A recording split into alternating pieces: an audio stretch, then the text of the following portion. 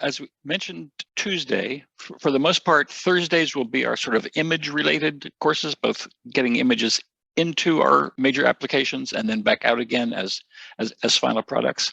So we'll be starting today with just sort of how to clean up images that we might want to be using or ones that we've created that need some tweaking.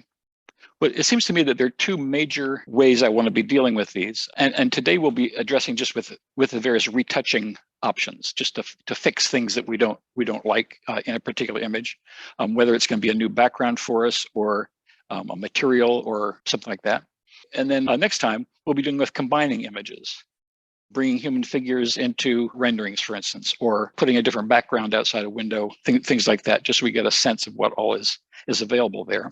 I think to understand what we're going through, I want to make sure we really understand like what is the nature of a digital image. And so this whole first page is pretty nerdy, but it's going to come back at us because we're going to be dealing with these on a very hands-on nuts and bolts way, and we need to know just how they all work. So this will end up being more on the whiteboard than on the screen. I'm sorry, whoever's watching this, but that's the way it goes.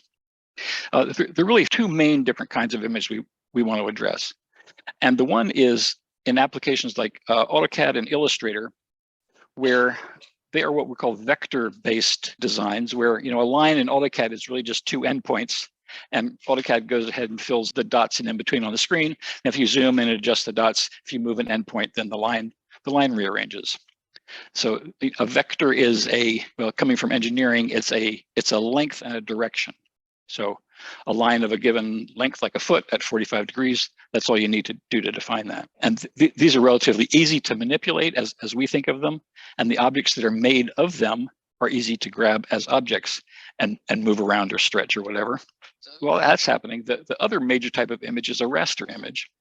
And raster means rake in Latin. And the idea is that we're drawing a series of dots in lines, that all the dots end up being a line, and it ends up being sort of like, like when you rake a garden or a sand garden or something or other. And it used to be, back when I was starting, the dots were big enough to see on the screen, and you really got a sense that, and the big old computers that were essentially TVs, big bulky televisions, and there was literally in the back of the screen sort of an electron gun or something that would sort of aim at each of these little points and turn them on, and they would glow for a little while after being hit.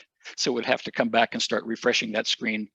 What looks like a single dot is actually three of them right next to each other, a red, a green, and a blue. And they're so close together that when you turn them all on, they look white because of additive color theory.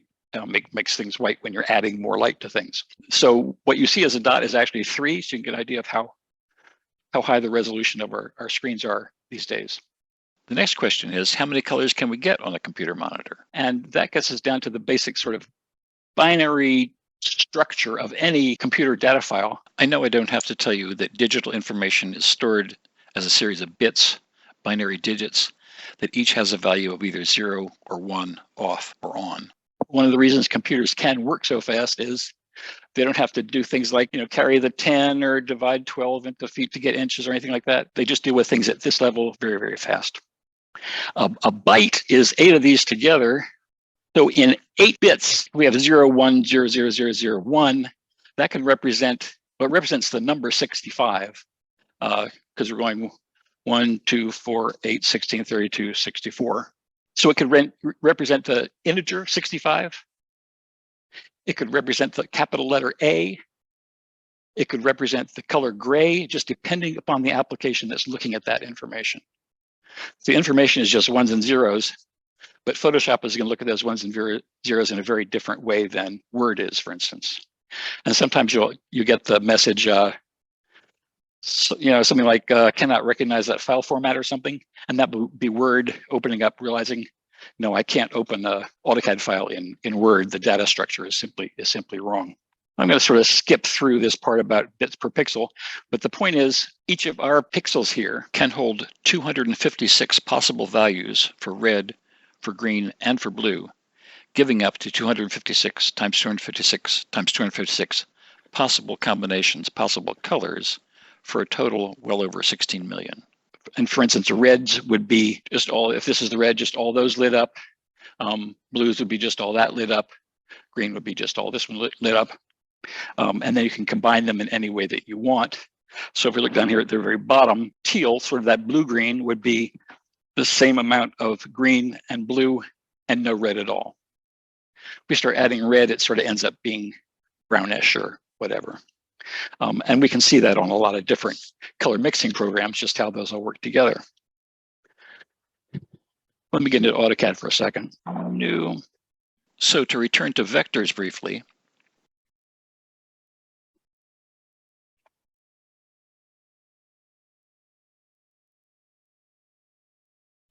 So there you can see we have a length and an angle, and that's a vector. And all AutoCAD is remembering is these 2 points and a color and a layer. It doesn't have to remember all those points in between. I mean, if it did, and we clicked on it and decided to edit this, we can just change that where that point is, and whatever subsystem within AutoCAD or the computer or whatever will just put up all those dots on the screen, and they stay. They stay 1 screen pixel wide, no matter how much we zoom in or out. It will just always be that one thin line that we've created. To make clear the difference between what we're doing with vectors and what we're dealing with raster images. And this obviously applies to the circles. You pick it and stretch the radius, and it does the whole thing. Also, when you want to move something, so the same thing is we've just relocated 2 points, and it redraws the line automatically. Okay, out of AutoCAD. So let's launch Photoshop. Let's just go over to New File. When you're starting AutoCAD, you just sort of start drawing and then decide sort of later on what your boundaries are going to be. Photoshop's dealing with a fixed number of points on the screen, a fixed size image, if you like, that's measured in inches, and then how many pixels per inch, or just in straight pixels. But we'll see here that I think the default one here is 7 inches wide, 5 inches tall, and then 300 of those per inch. So let's just use that for right now. And let's do the horizontal, and we'll make our background contents be white. Is this what we all have to start with? Okay, let's just go to create. By the time we have, this image, which is 5 by 7 by 300, so that's 7 times 300, 5 times 300. What's that? It's a big old file, okay? Which gets to be a lot of information, just a lot of bits for what might just be a little old image on our screen. So a long time back, CompuServe, you all don't remember CompuServe, that was like the first online place that you could send people links or do email and stuff like that. It was very cool in 1991. So what they invented, instead of having to do with big image files, the people at CompuServe figured out a way to compress an image so it wouldn't take up as much space on disk. And what they realized was that if it takes that many bits to convey information about a given, the color of 1 pixel, is there not a better way we could do that? So that what they realized was if here are your pixels next to each other, and you've got one here that's a nice blue color, and one here that's, if it's the same, instead of doing all this, just say, go back and look at that one, and then continues on. So that's sort of the one level of it. And that wouldn't lose any information. Whatever information we had here would be cloned to that one and displayed on the screen. And then they realized, these two are really close. This one to this one. Let's just call that one blue as well. Who's going to know the difference? I mean, literally, that's what's going on. So a lot of times in JPEG images, if they've been compressed a lot, you'll see there's a lot of color banding where like the sky will go in sort of visible strips from light to dark. So there are lossless compression algorithms, which is the one that says we're identical, so do what he says, or the lossy where it says they're close enough. We'll pretend they're the same. So how much space can it save? When I was doing this little demonstration, an image that's like 1,000 by 1,000, which is just a little bigger than 3 by 3 inches, if uncompressed, would take 80 times more space than this whole PDF. So images are highly disk intensive, and a lot of effort has been made to make them smaller. The way that affects us is you might see this great image on the web that you want to use for a material or something, and you'll screen save it or save it to disk or whatever. And then when you actually use it, it's either super grainy, you had to blow it up so much you really see the chunky pixels, or it's not as smooth as it looked like, and now in your materials you're getting sort of banded colors instead of nice smooth gradation. So just something to bear in mind all the time as we go through this. Let's see, page 3, talking about raster file formats. There's, even 2 years ago when I maybe first put this talk together, there were like 450 different raster file formats for very specific purposes. And all of them are sort of balancing, we need a lot of resolution and a lot of detail of the kind that we want, but we don't want to spend it on stuff we don't. So radiology has one kind, the background for, World of Warcraft or Resident Evil or something, they have a whole different file type, none of which we're going to be using. And the only 5 or 6 we'll be dealing with in this part of the course are here on page 3, where GIF is that first one. And it only does like 256 colors. Yeah. I call it GIF. GIF just sounds GIF. But GIF is also a peanut butter, so I don't know. I mean, it stands for like graphic interchange file, so it should be G, but GI. Well, of course, my name is Gillis, so I guess I have to GIF. I don't know. GIF. And people only use that now for animated GIFs. The only conceivable use for it. Low resolution. There's a limit to how big it can be. Not worth paying attention to. You will come across from sometimes the BMP file format that Microsoft invented so people could use it. They could use it in their programs, like their Paint programs, so that they wouldn't have to pay CompuServe to use the GIF format. The most common that we will, worldwide is JPEG, which stands for Joint Photographic Experts Group or something, or a bunch of people who came to decide, here's a way that we can keep good quality in an image, but still reduce the file size a lot. We'll be dealing with that. And when you save a JPEG image, a lot of times there's a slider that says level of quality. And if it's something that you don't really care about, it's just going to go up onto a website or something or other, and it's going to stay small. You can use low quality and have it be small and load really quickly. Or if it's something you're using for part of a rendering, you crank the quality up to very high, and it's will be nearly indistinguishable from the original image, to the point that I save images on my camera as JPEGs right from the very beginning. There are a couple other formats you can use that are nominally better, but like 10 times the size, so I don't bother. TIFF, you probably come across those at some point. They are lossless. You don't lose any information at all when you save a file in TIFF format. One of the things that they have that JPEG does not is the ability to have transparent pixels. And one thing about the raster files is that they're all rectangular images. They're all 5 inches by 7 inches or 300 by 300, whatever it is. And if I have a JPEG with no color in it, it defaults to being white. So if I have my person here in a JPEG image, these are actually white pixels. So if I end up inserting that image into a landscape,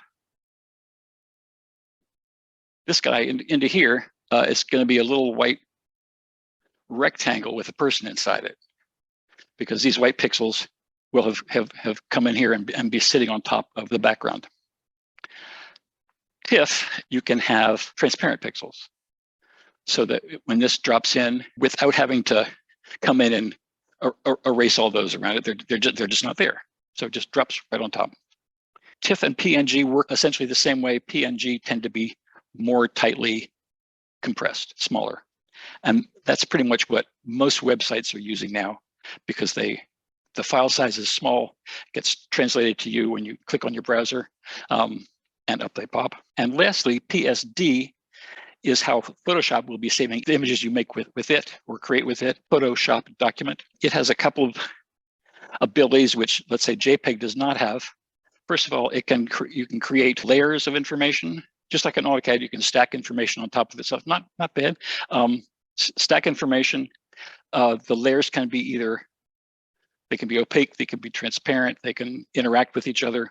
When you save the Photoshop file as a JPEG, the current view of the file is saved in effect to an image with only one layer. So much of what you will be doing, a lot of times will involve going back in and tweaking something or refine it or making something redder or something bluer or getting rid of something in the corner. That I really end up saving all of these guys in both formats. I save the original PSD with its good name, like wallpaper design number 4.psd, and then also wallpaper design number 4 JPEG, and that's the one that Revit is going to end up using and putting up on your wall.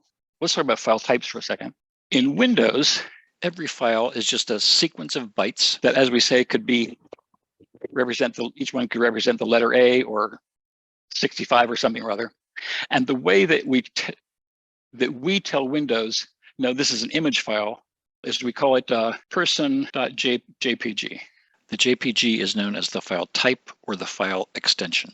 And when you click on that, Windows goes, JPEG. Oh, the program I have for JPEG is Photoshop or whatever it happens to be, and then runs that program. So there's a way in Windows where you set the programs you want to use with each of the file extensions that are available. The files themselves are just flat data, zeros and ones.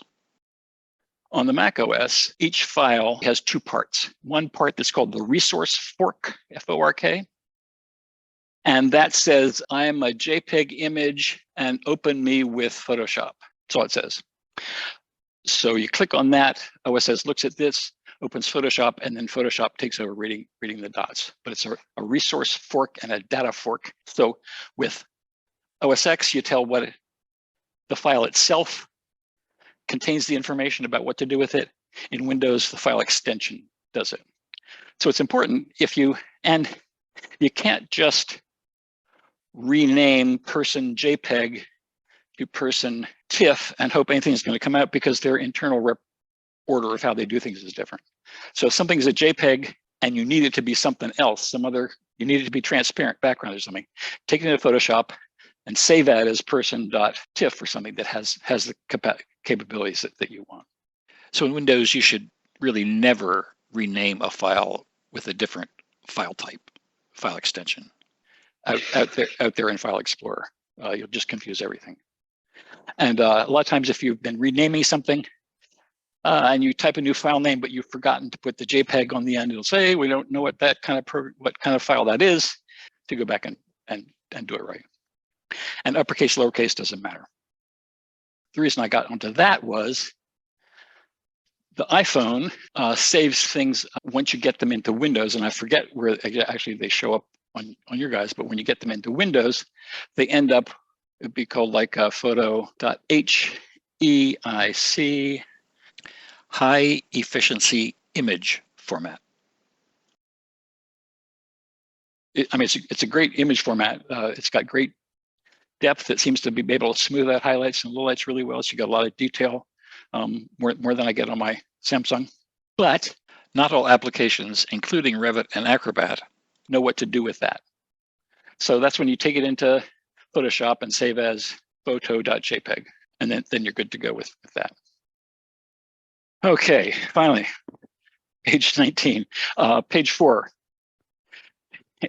hands-on with Adobe Photoshop.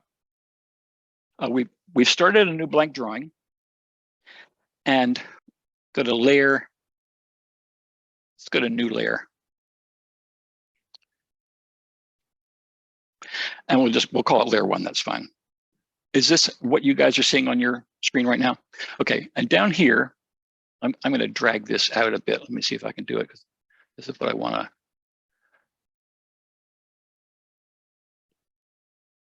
Pretty much all these palettes move around wherever you want them. When we started this drawing, we said we wanted it to be 5 by 7 inches and the background color being white. And that's this color, that's this background right here, which which can be anything. I just want to illustrate that we can turn layers on and off. And since there's nothing on layer 1 yet, and if we turn off the background layer, then we see through to this sort of light checkerboard, which means there's nothing visible. Let's just draw something. All these tools, the main toolbars is over here. Each of these is like a little drop-down menu. So if I go to the one that has the brush on it and right-click, see, these are my main drawing tools. There's a brush, which is a smooth, sort of feathered edge sort of a tool, and then the pencil tool. Let's go to the pencil tool. And with the pencil tool being active, we can just draw, but you can see that's very thin. So any active tool, we can change pretty much everything about it by right-clicking and saying, no, not 1 pixel, a bunch of pixels. Then it becomes something that we can see happen. And we won't be doing much sort of direct drawing or painting with this stuff. I mean, I see stuff that people have done that way. I mean, which actual illustrators should know what they're doing and have spent years at it. But to me, this is a way of getting images into our applications and dealing with what they come out. I'm not drawing landscapes with this stuff. If you want to, go ahead, but that's a different book. Photoshop for Dummies, I highly recommend in any case. And you can get it back, it comes out every year. You can get one that's 3 or 4 years old and, for $10 on eBay, and it'll be just as good as the current stuff. Do you have a question? Yeah.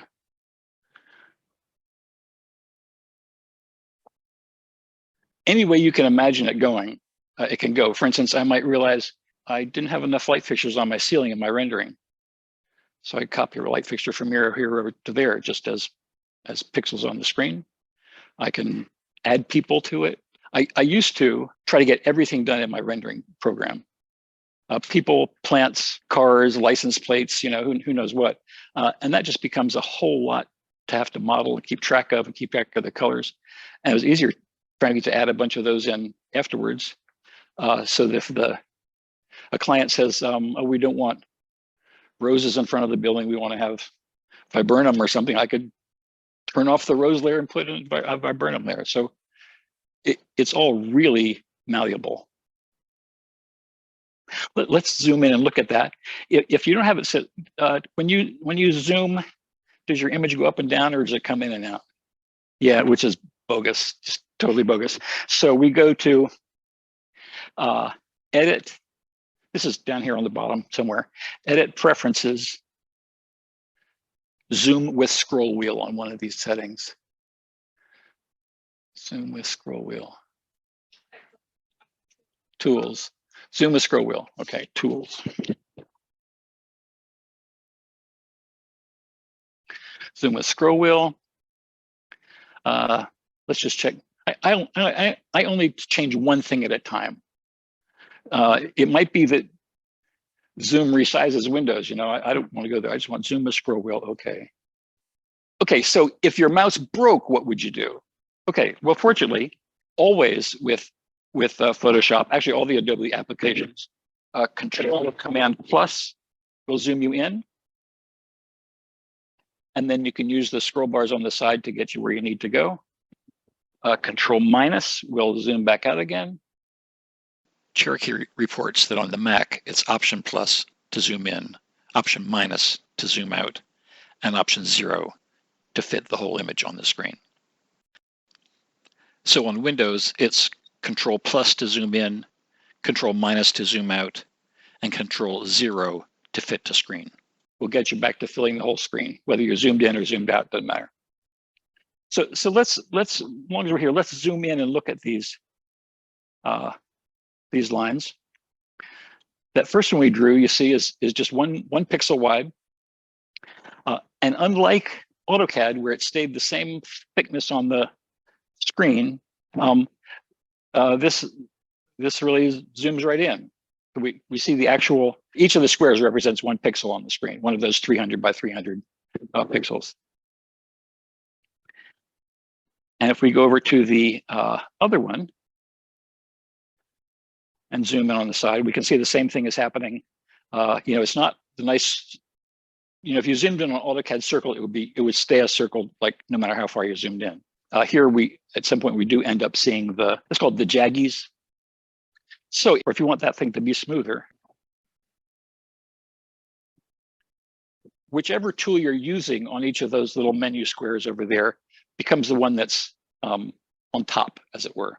So if we want to switch over to the brush tool, we right click on the pencil and change it to brush. And I'm going to keep the width the same. That was like 45 or something rather. So I'll right click, like 40 or something. So what we're going to be doing with a brush stroke now, with a pencil, it's just solid black, everything that we hit. With the brush, we're going to have soft edges along there. And what the hardness does is say how soft. So let's just look at it with hardness being 0.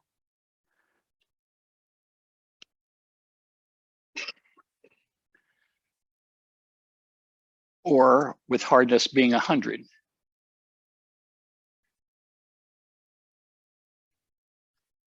So you can see it's got a little bit of feathering in there just to make it look smoother. And what that boils down to is a couple of colors, a couple of tones in there that mediate between the black and the white, just fills them right in. With the hardness at 0, it's, you hardly have any of the black stuff at all. And, like 20 pixels worth of or 10 or 15 of smoothing out to the side. And pretty much all of the tools that we'll be using, the ones that erase, the ones that paint, clone, copy like that, have these same basic controls of size and edge hardness. Now, what if we would like a blue line? Just as with AutoCAD, you have a current color, and that's set right down here. Right now we have a black and a white square. If we click on the black one, which is the one, as you can see, we're drawing with, we'll get a color picker. And here you can start to see where, if I pick up here in the red somewhere, we can see in our RGB color defining, this is a lot of red and just a little bit of blue and green. If I want it to be solid red, I can drag it up to the corner here, and then it becomes, these numbers go from 0 to 255, all red, no blue, no green. And as we slide that down, we start picking up more and more and more of those others, or actually, we still have just less red, so it's darker. We go over this way, we pick up more colors. But let's just say, oh, and then you can set your whole larger picture by getting into the right neighborhood over here, and then pick what you want to have. And there are a couple of different color picker formats. I showed this over on maybe just the second page or something or other. So this black one is the one we have in Photoshop. One like this is more like what we have in Revit or other paint programs. We'll change that to blue, just click on it and say, okay. And then down here, we can see that our color has changed. Our active color, which is the one that's on top over there on the upper left, is our active color. And we can start painting with that. So that'll take some getting used to, but we have essentially 3 things happening at any one time. It's whatever the actual tool is and what its settings are in terms of a width and hardness and like that, and color. Oh, and then we have the active color, which is this black thing.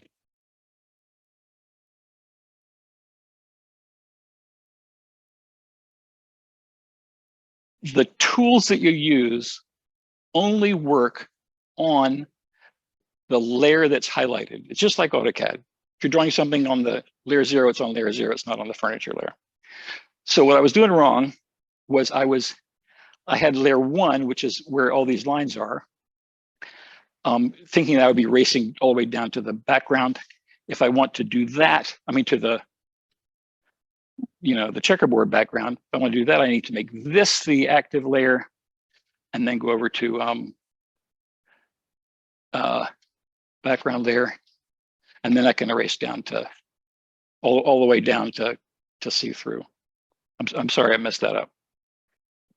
I should point out too, let me get back onto my layer 1, which is where my color stuff is. In addition to width and hardness and color, things that we draw can also have transparency. So if I want to put something red, looks like it's coming on top of this blue, I can go to, say, the red, and then,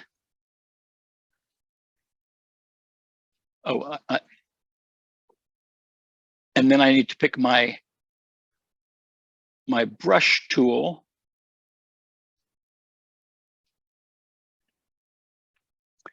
And actually, it's not looking for transparency, it's looking for opacity. And I'm just going to change my opacity to just say 50%. And it's a slider, so you can gauge it. And then do this kind of thing. There are some things that are controlled by the tool. Like when I put this red line down, it was semi-opaque, even though everything else on the layer is not. The layer itself, where's my, over here. On this whole layer, top layer, I can choose to make it only partially transparent, and then the whole, everything on that of whatever color goes. So already you can see there's a degree of sort of information management that we need to deal with here. And it's sort of like keeping your layer colors well sorted and observed in AutoCAD, so that if you want everything that's red to, there are a lot of things that are red to drop out to halftone, but not the blues, they really should be on separate layers to start with. And you can't move things easily from one layer to the next without just redoing them. So it takes some pre-planning to get that figured out. And I have to say that's something you sort of grow into and learn to look ahead at. I would say it's not as forgiving as AutoCAD in that regard. You can always do Ctrl-Z, but it's hard to modify something that you've already done. So there's a lot here, there's just a chunk. And right now we're just dealing with solid colors. We're not dealing with, continuous textures or anything. I suggest we take a break for about 5 minutes and refresh ourselves and come back and dig into the next round. Okay, we'll keep going. If we want to draw straight lines, let's get the pencil tool going. I'm going to make it a little smaller just for fun, 10 or 20 or something. So we just start drawing, holding the mouse down, it does that. If you hold down the Shift key, and we'll have to explore just where this is on the Mac, but hold down Shift and then draw, it'll scoot back to where you started, so, which is unexpected. So to draw a straight line, you click where you want it to start, then hold down the Shift key, then click again where you want it to go to. So click, Shift, click makes the straight lines happen. Click, Shift, click. It bugs me no end that it's not the same as AutoCAD or Revit, but it's just what it is. Now, if you want to draw horizontal or vertical ones, that's when you click, hold down Shift, and drag. Click, hold down Shift, and drag, and that will constrain it to vertical and horizontal. It just takes a while to get those eye, finger, mouse tools straight. But the one I always forget is, when I'm doing this, what messes me up is I just finished right here. Now I want to go over here and say, draw something straight. So hold down Shift, and it draws it to there. That's what it's supposed to do, but I haven't internalized that process yet. Really, for all those ones with Shift, you need to establish your start point, hold down Shift, and then do it.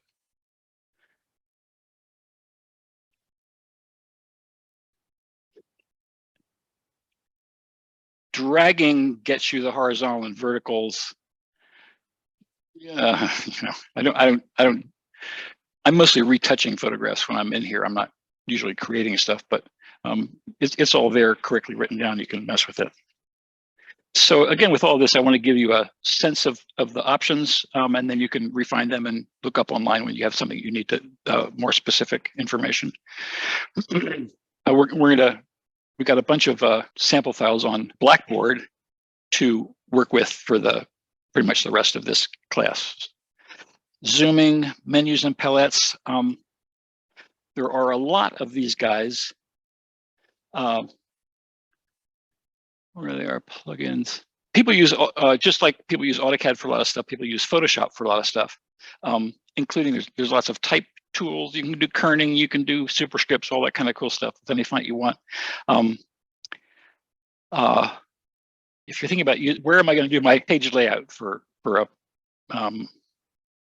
presentation or something, I would suggest that Photoshop is not the place to assemble your presentation boards, because let's say we want it to print at high resolution on the plotter, and that's going to be 300 dots per inch.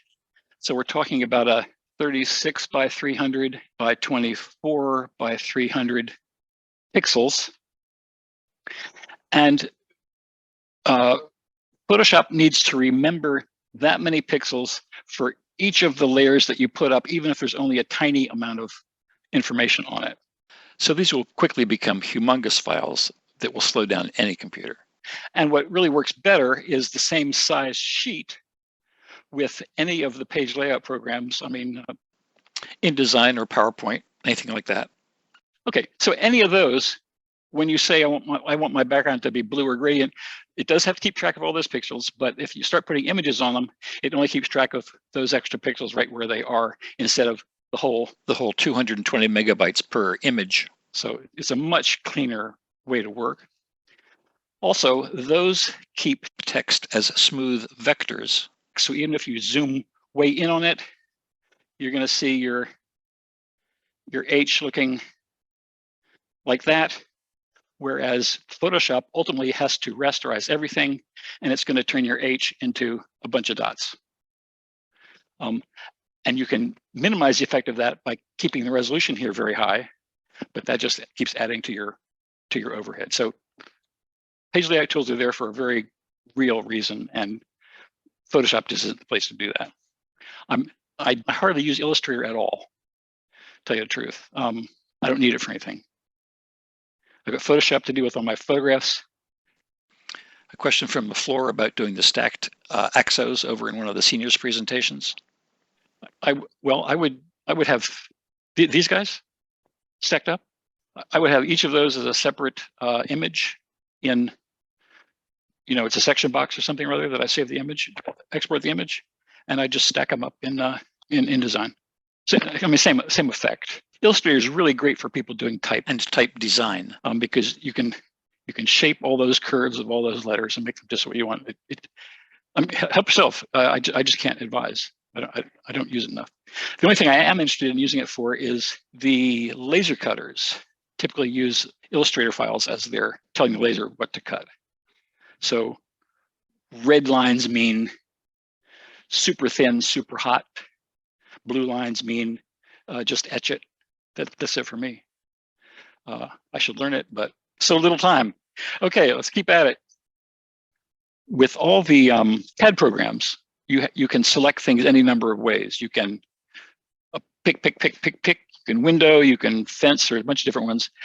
We have to do this all graphically. There's no like logic. I can't just like select all the red stuff. So if I want to erase all of this, let's say, I could change my pencil to white and paint over it all, which is no fun. What I really want to do, since my background is white, I really just want to be able to grab all these guys and just get rid of them and just let the white show on through. So up here, these happen so often that they're often at the very top. We've got the rectangular methods, or the shaped methods, I should say. Let's just use this one called rectangular marquee, and a marquee will be this little dotted outline indicating what you're going to be picking. So let's use your rectangular one first, and just drag it out there. Drag it out there. This computer's so slow, it didn't even highlight that stuff. So let me try it again. Like that. And then hit the delete key. So we've got rid of all that ink on top, and what's showing through is the white underneath. Yeah, and probably backspace will work. You know, there are a couple of delete keys around on different keyboards, and you can probably right click. So delete's not one of the options under right click. It's a keystroke. Okay, so that would take like a bunch of little rectangles to create. That's not going to work. Ctrl-D, as in most programs, will deselect things. Command-D. Control. So underneath that marquee, right click, are 3 different ways to select irregular shapes.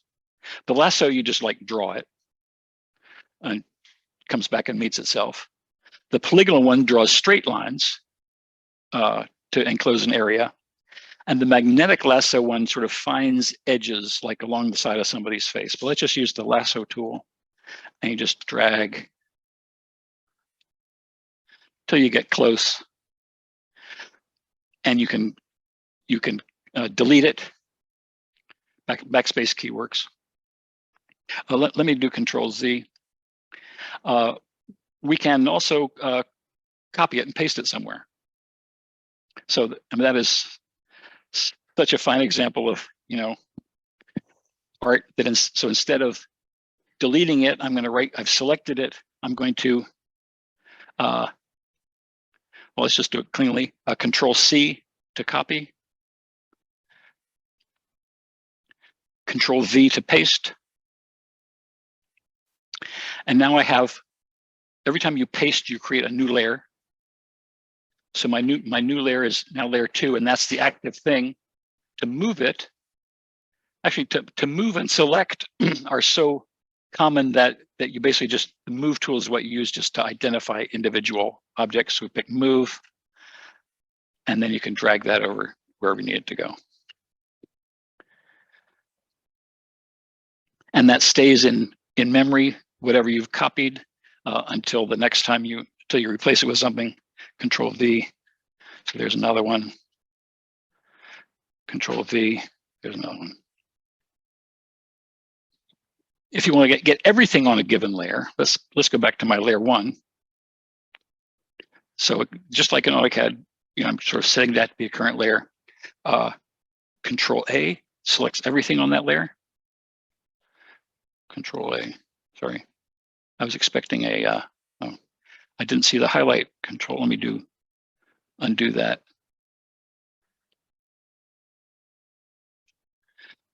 I was expecting to. Oh, I know what the problem was.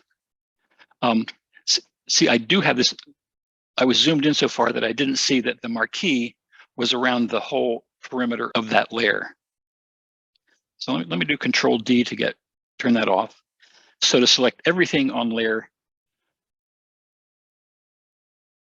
1, because that's got the most stuff on it, I'll do Ctrl-A. Marquee comes on. So I can move everything on layer A if I want to. On layer 1, sorry.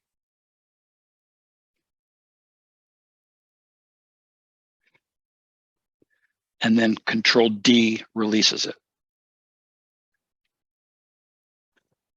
Every time you paste, you create a layer. Well, they have things on them. They have things on them.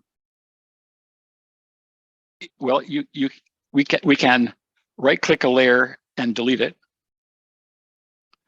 And just as in AutoCAD, if you do that, you'll get rid of the things that were on that layer. Right-click.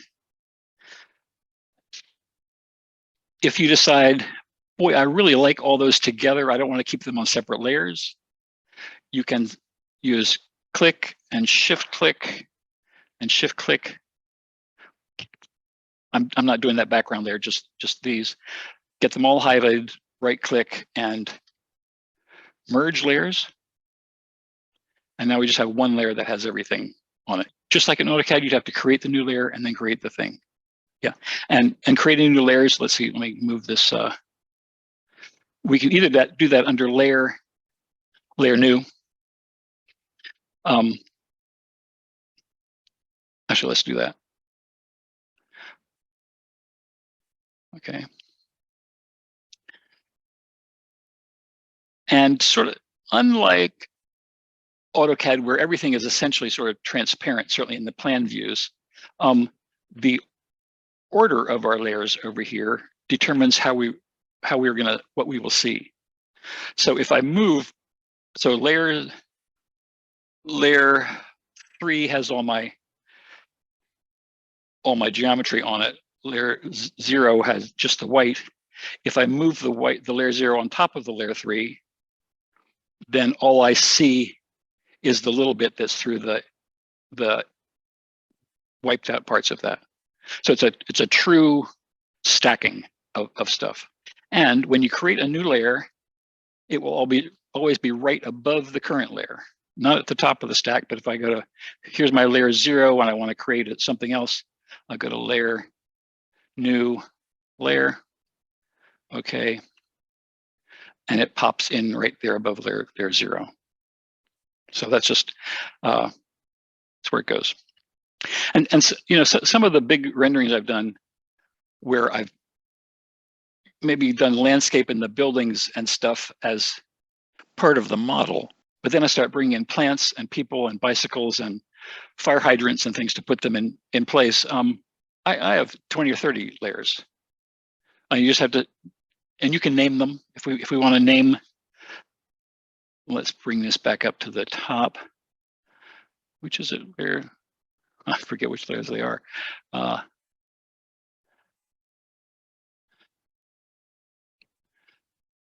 gonna move this back down. What's it gonna do? Oh, naming layers. Instead of layer 3, I want to say all my stuff. I can just right click over here, rename. No, I just click in on the name. 2 clicks on the name. Double click on the name and call it lines, so it can keep track of what's there. Okay, we're gonna have fun for the next hour. I put onto Blackboard a zip file with a bunch of different files to experiment with retouching, which is sort of where I want to spend the rest of the day. I'm going to close this out. I don't need it.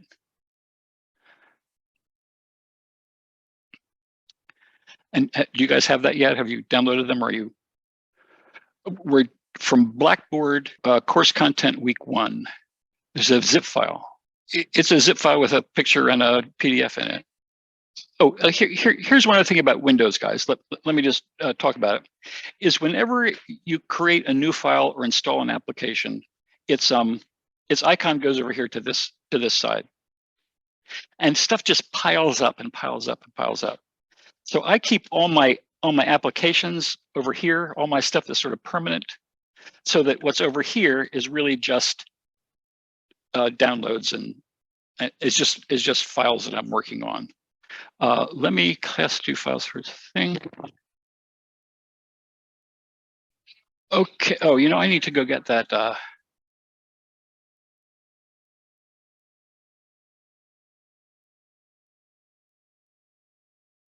What do I do? How do I save image as downloads, desktop?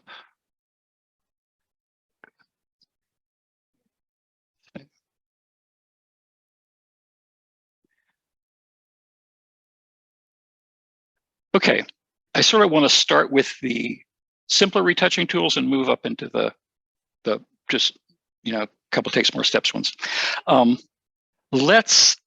Since we all have lottery hat JPEG, let's open that. And for Windows, you know, since these files don't have a resource fork to tell them where to go, to be sure you open it with Photoshop, you can just right click, because I don't know what application is going to actually open the JPEG. It might just be a viewer. So you can right click and go to open with, and then pick, oh, I don't want those. Heck with it, just start Photoshop and just open those files from wherever they are. Yeah, so launch Photoshop and then open this. Yeah, and I think the easiest way, I mean, there are a couple ways to do it, but I don't have this computer already set up, so I just launch Photoshop, and then I can either go to open, or I can just drag it in from here. I'm going to do the lottery hat one. Just drag it in, and it'll open eventually.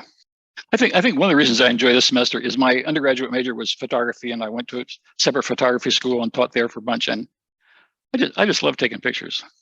I have to say, I just walking around in the sunshine taking pictures. Well, I spend a lot of time in the darkroom too. If your computer is set up already to know to open JPEGs with Photoshop, but it might not be, the most straightforward is to launch Photoshop and just go to open the file. I found this hat. It was on Grinstead Drive, just sitting there on the fence, and it looks like somebody was running and dropped it, and somebody else put it and the clip. But I like that the colors were the same, the two pinks. It's really great. I sort of wonder what that story is. I want to look at a couple possible ways to retouch this photograph at a very simple level, and then go in and look at some others. And the simplest way to retouch anything is just to find out what is a solid color that's close, and just paint it and see how it works. It rarely works with photographs, but we'll see what the deal is. So, you know, instead of trying to, let's say I want to retouch a bunch of this stuff, these little speckles, whatever that is. Instead of trying to say, well, that looks like it's about instead of trying to match it with the color, you know, color picker, we have an eyedropper tool that goes and gets that color. So that's right here, the eyedropper tool. Eyedropper tool. And there are a bunch there, but we just want that top one. And you can see my cursor is now a little eyedropper, and it's going to go get that color. Click on the hat. That now becomes our current color, this light gray, grayish brown color. You know, if I click it here, it'll change a little bit different. If I change it here, it'll be the pink, but I want to get over here somewhere. And then once that's picked, so that's going to be a solid color, but we'll just see how it works.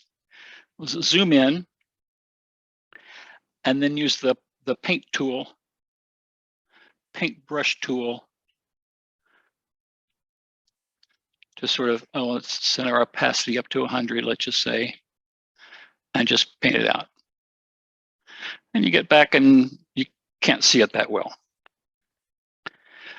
But if you zoom in, you can tell that's a solid color on top of this textured background.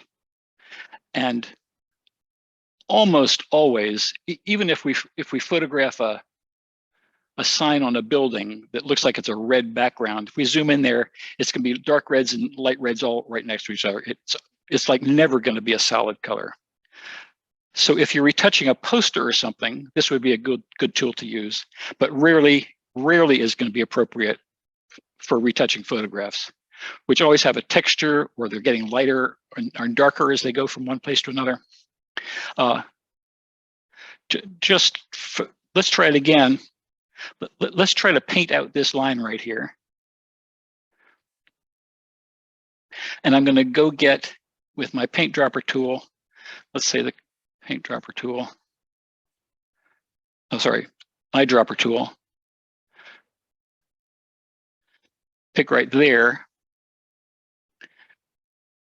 So that becomes my purple. And then I go to paint, and I paint it out. Not too bad, but if I go over here, you know, I've got some different, even though they're close, our eyes are really good at this stuff. So this is a tool we will, unless you've got something unless it's an image that's been created with solid colors, we're hardly ever going to use this eyedropper tool right this way. What we do want to do is use what's called the spot healing brush to get rid of all these little guys. So if we zoom in, and that's here underneath there's a Band-Aid. We'll be looking at the spot healing brush tool, which is for like little areas. You click, you sort of paint something, and it heals itself. It's really great. No, we are changing what's here. We're still working on this background layer. Yeah. And it works with light stuff as well as with dark. It's just, and for a long time, this automatic sort of understanding what's around the edges and just sort of pulls, it sort of takes what's out there and slides it in until it covers up what's there already. And these can be fairly large, you know, light or dark, doesn't matter.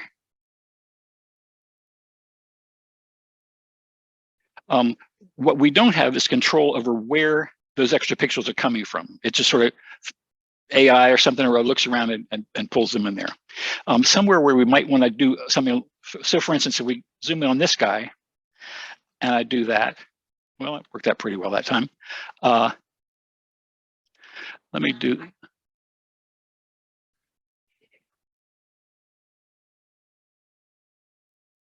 Yeah, that I think is where you'd want to, you can see that it's right now my, I think if we made the circle smaller, again, this is a kind of a brush, so we can squeeze it down. So let me try it right here. Yeah, when I did that, you see it didn't carry the seam across there. Ctrl-Z. So let me try make the size go down to little. I don't know if that'll work or not. And then I could do the top and the bottom separately and leave the, you know, this isn't art, but at least it's sort of there.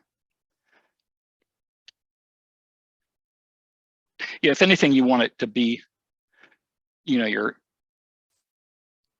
it to be larger than the thing itself. But it's really good about keeping, you know, it sort of keeps all the grain there, you know, the stitching and everything. Anyway, this is great for trash on the street, you know, in the background picture you've taken, or my older camera had dust on the mirror or something, dust on the, you know, the image plate, and I would get little out of focus blobs in the sky. It's the only place I could see them. I just go and get rid of them with this. Anyway, so that's the spot healing brush, and it really is for spots. It's great for zits. You want to keep it pretty tight because you don't want to necessarily bring in like everything from the whole cheek. It's just like what's right around there. So I'm just saying, I made the mistake of maybe the first year this came out, of saying let's just Google face with blemishes. You know, just terrible leprosy, and you know, I don't know what else. Okay, so that's that. That's the spot healing brush.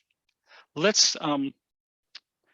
I'm going to close that. I'm not going to save it.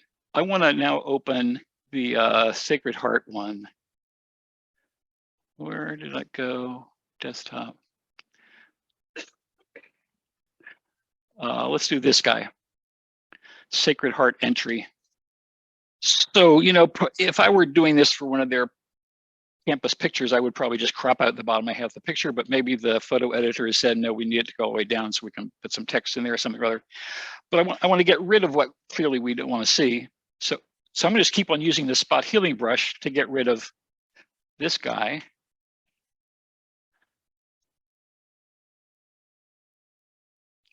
You know, I'll leave some of that in to get a sense of that guy can go. But now he comes back, the editor or she, whoever, says, I really don't want that shadow there. You think, okay, shadow, well, let's see. This is not, see, if I go into here, it doesn't do anything because it doesn't have any context. So what the healing brush tool does is let us tell it what to copy onto the stuff that we don't want. So we say, this is also almost just like the clone stamp tool, but I'm going to keep it here on this menu. So healing brush tool.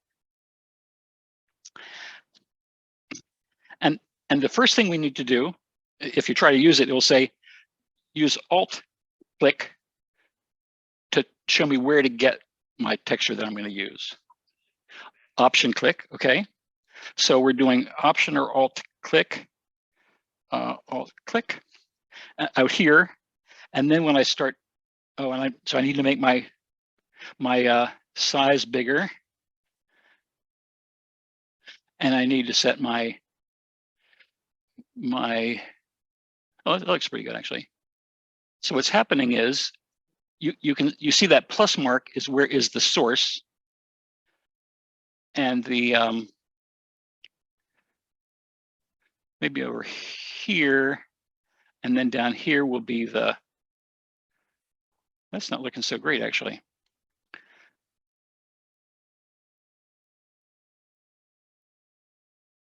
You know, that's not working for, let me go back a bunch of times, because this is really where I want to use the clone tool. So use that for medium-sized things. For big areas, we want to use the clone stamp tool, and that really does work here. And that's this clone stamp tool.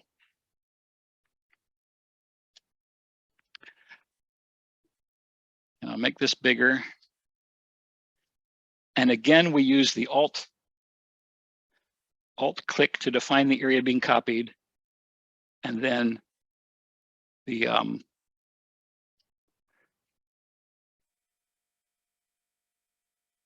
and I'm keeping the source and what I'm putting down being sort of in line with each other, so that these tire tracks will come through. And I can keep resetting this.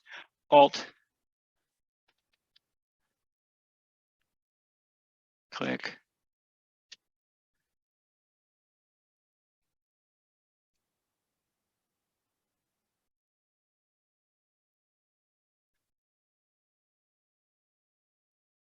You know, this is going slow. I'm going to make this a bigger one.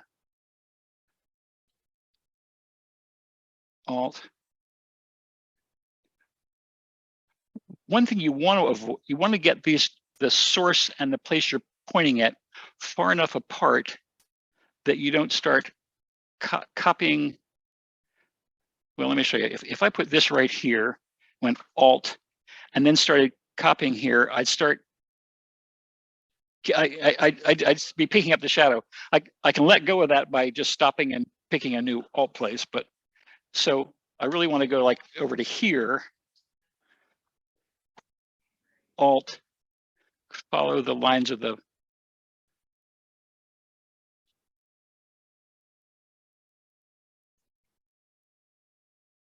And this just takes some practice, guys. Don't kill yourselves.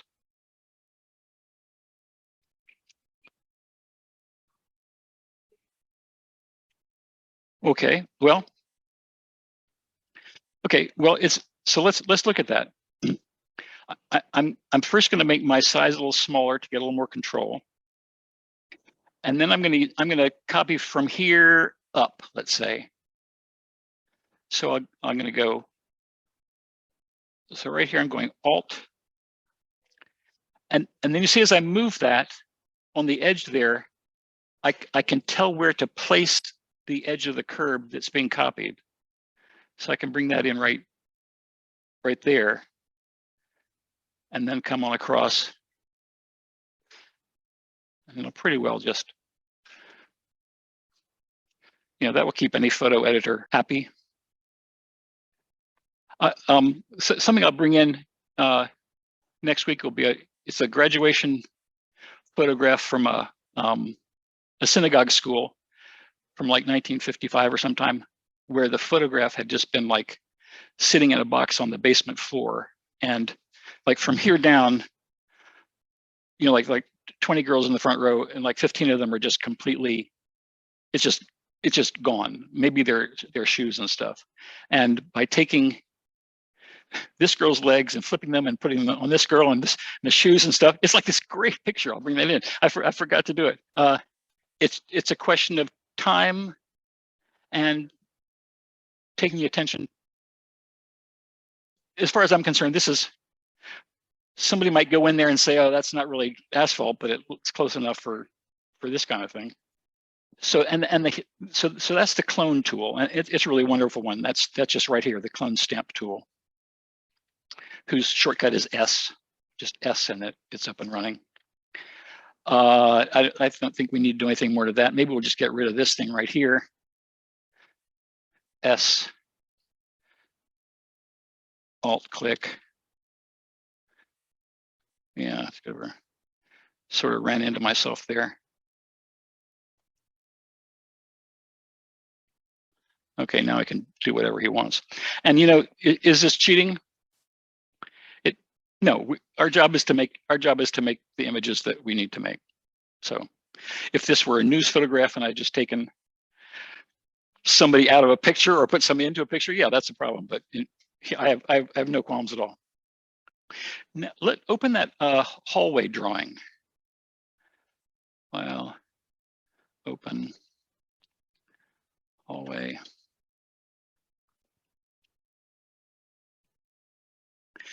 This was the hallway to my apartment in my old building, which was a old school over on Frankfurt Avenue. It was 3 stories, but they couldn't. The rule now is elementary schools all have to be on the ground floor so they can get egress. So my apartment and a couple others got built into the attic, hence the weird stuff. But let's imagine we didn't want that light fixture there, whatever reason. You can see that's going to be hard to do. It's on a gradient that goes from dark to light this way, whatever kind of thing. But there's another sort of magic tool that Photoshop has. Let me first just lasso that light kind of far out from it. And then this is the easiest of all. Highlight it, making sure you're on the layer that you think you're working on, which we are. Right click. And then this fairly new tool called Content Aware Fill, where it thinks about it a little bit. And then you say, yeah, that's what I want it to look like. And apply. Okay, apply. And it goes away. You know, it's sort of keeping the tonalities going across it. So that, you know, you could tell that took longer to do. It had to really think about what's happening over here, what's happening over here, how do I blend them that way, how do I blend them this way. So Ctrl-D. And if you didn't know, you wouldn't know there was a fixture there. Where do you walk? You stay off to this side. I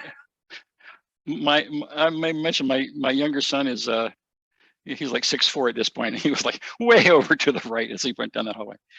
Yeah, it was a fun place. That's where my cats lived. I've been looking back through those pictures, really nice. But I do want to look at a couple of things that Photoshop can do just with color. Not retouching anything, but just manipulating the color. And let's open the car wash one. File, open, car wash mop. This is one of those big things that, you know, flops around the side of the building. And all these are tools that will be affecting one whatever the active layer is at a time. So what I'd like to look at is a couple of color manipulation things where we're not going to touch the, you know, I might want to retouch that at some point, but we're not going to mess with the geometry or at all, but work with the image itself. And under image adjustments, they sort of go from simple to more complex. With brightness and contrast, we can make it brighter if you like. I mean, imagine if you have 4 images on a board, and one just rendered brighter than the other, so the floor is a whole different light. You just darken it down or lighten the others. Just do that. We can increase the contrast or decrease within that range. I'm going to cancel those so we don't. Oh, and you can tell it whether to see the preview or the preview as it's happening or not. If we don't see the preview, then it's sort of easier to see clicking back and forth before and after. If you do have the preview turned on, it's a live car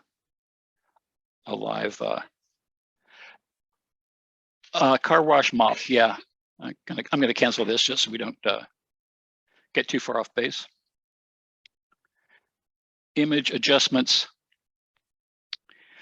Going to kick these guys. Let's come down to hue and saturation.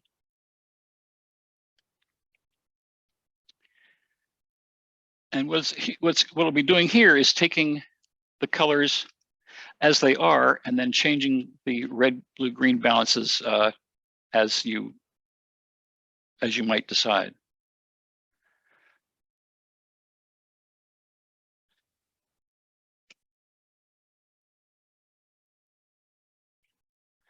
And again, this might be useful if you've gotten a fabric sample from a rep in green and you realize, oh, that's just right, but I need it in gold, and you don't have time to get it new and scan it. You just change it. We can also change the saturation here, which is the intensity of the color, from nothing to super bright. It's fun to do with faces. Get some friends together and go for it. What else do we have? Oh, inversion, that's fun too. Let me cancel this. Image adjustments. Invert, that's just a negative. Might work for you. It's available. And then in posterize, remember when I talked about the JPEG compression that takes colors that are different colors that are next to each other and makes them look the same? That's what the posterize tool will do. You know, if we've got 10,000 colors here, we can say, no, make it just be 4 colors, and it will compress those down to the 4 colors that fit. And that's in image adjustments, posterize. And we get a slider here. So here, I think that just means it's just, you can see what it's doing. Things that were continuous toned now makes all these guys the same. So can I change that down to 3 levels? Image. I think I did. Adjustments, posterize. Well, apparently not. And then as you increase the number of levels, you increase. What have I done? I think I Ctrl-Z. I think I killed it. Okay, so that's what we're starting with. And you can see these guys are close, but they're not the same. But posterize will group them together until the areas are pretty much the same. Image adjustments, posterize. Yeah, see, making all these the same. And probably when we save as a JPEG, that'll be a much smaller file as well, because it doesn't have to remember all the differences between things. It can just say, this one's the same as that one. This is the same as that one. And then as you increase the number of levels, you get back to the up to a fairly continuous tone image. It's not down here until you get like below 10 that you start really to see any effect. Whew. 2. Well, it's not 2 colors. I guess it's 2 brightness levels or something. I don't know exactly what goes into it. There's some wall covering for you. Ctrl-Z. And the last thing, and this sometimes comes up if your whole rendering is just great, but boy, those orange chairs are just too orange. I need them more towards reddish brown or something or other. Then you can pick a particular color and change it and the ones that are close to it in terms of the overall color space into something else. So let's just take this as, let's say I want my bluey color to stay the same. I mean, to change, but not change these at the same time. You know, if I was using the hue, the whole image would go. Now I want to be a little more specific about that. So that would be under image adjustments, replace color, and it's going to use my color picker again to say, let me pick my blue right here. So it shows me in white all the things that will be affected by that, all the zones, and I can choose to be more accepting or less accepting. So let's say I want to go in here somewhere, and then all these blue things, I want to change the hue to something Well, that's, oh, I gotta zoom out a little bit. No, let's change the fuzziness up a little bit. Well, so that was my exact blue. That's that color changing. Well, saturation. I want to be a little more inclusive in what I'm changing to yellow. Okay, well, something like that. See, my purples are staying about the same, but my, you see this in here, the purples are staying the same, but the blue is changing all over the place. So we can affect things, the whole image globally. We can adjust a single layer. We can adjust the whole image, or we can pick a particular color and change it. So a lot to explore. I'm trying to figure out what the assignment, this first assignment should be. I'll post it tonight once I figure it out. But it'll be something involved with all this. I'll probably give you a couple of sample files to mess with and just have fun. See how it goes. Again, it'll be like a smaller assignment than we had last semester. Be fairly discrete. Take an hour or two like that. Most of which will be figuring out how to do something. And once you figure it out, it's like, oh, I could have done that. And you could, once you've done it, you'll do it again in 10 minutes instead of an hour. It's like any of the rest of this stuff. And again, all of these have tutorials within Photoshop and online. So there should be no lack of information sources for how to do it. Cool. Catch you later. Thank you.